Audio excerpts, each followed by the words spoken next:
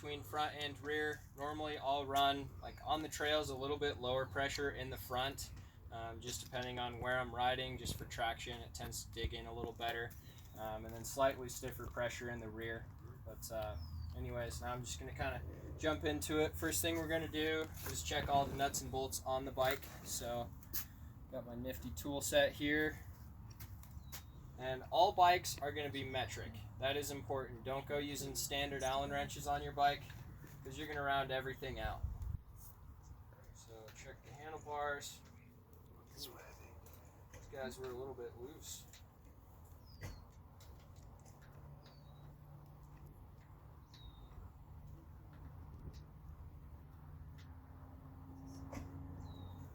Check the stem bolts.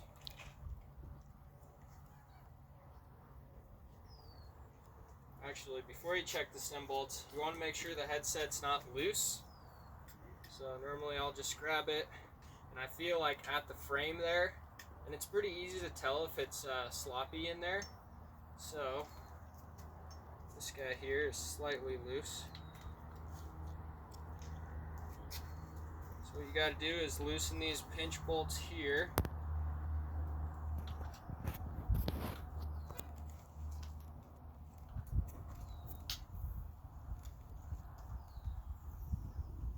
Otherwise, tightening the top one won't do anything.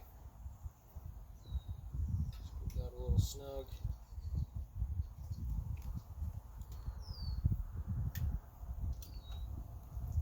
Can everybody hear me okay?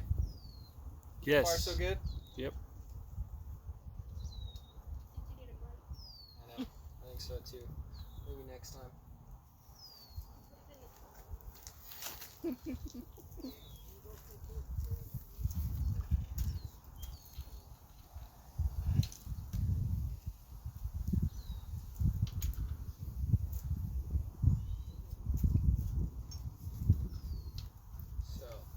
Now that your handlebars are all tight, that's the most important part.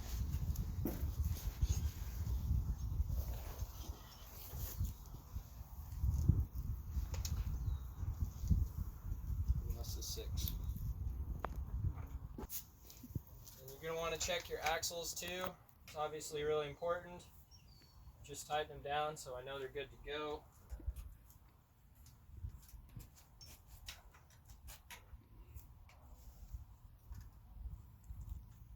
Should be good and tight.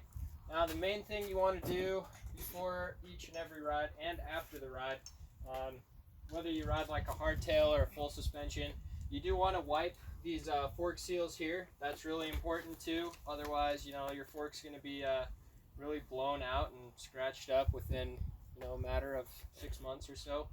You also want to clean the rear shock if you do have a rear shock, and the chain. The other thing that's really important too to wipe and clean is the dropper post stanchion here. So I like to use a little bit of isopropyl alcohol. Spray those down a bit. Give them a little wipe.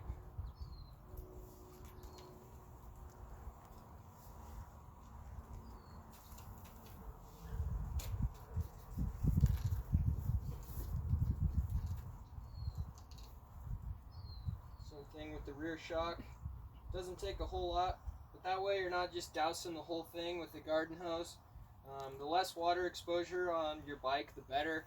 I mean, you can spray it off if it's super muddy, but ideally you don't want to get the thing soaking wet unless you absolutely have to.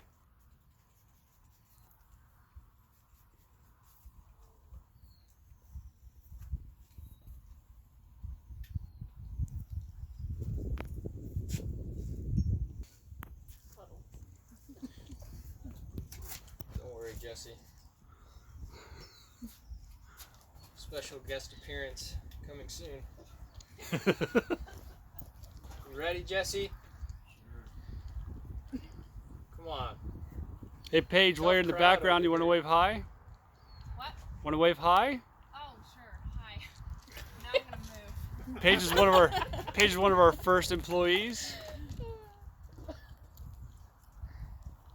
All right. Cool. The other thing I like to do, drop the bike out of the stand. I mean, if you have a stand, but just do a good wobble check make sure nothing is really loose.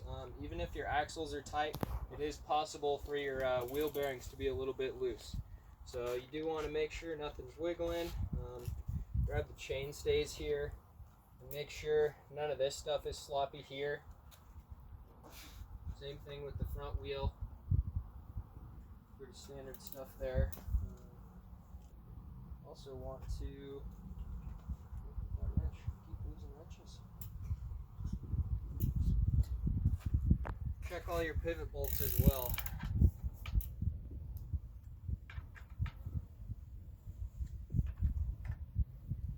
Normally these things won't come loose that often.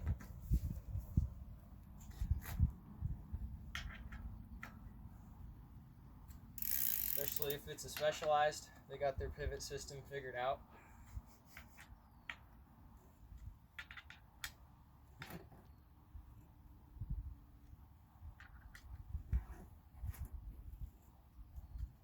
Sweet, all those are tight.